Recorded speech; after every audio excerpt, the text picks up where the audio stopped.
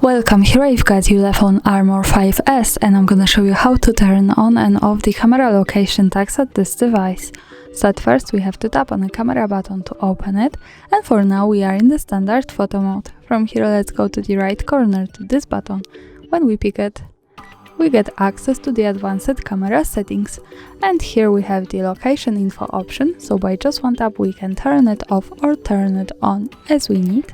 And this option allows us to save the information about the place where we take a picture in the details about it.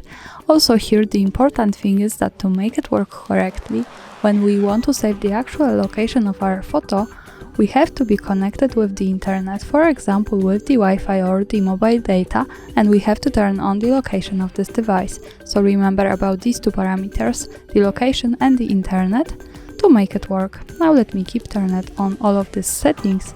Let's take a picture,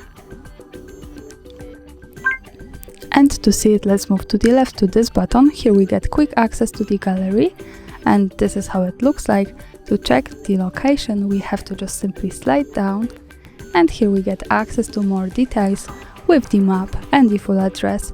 So greetings from Kraków, Poland, thanks for watching, subscribe our channel and leave the thumbs up.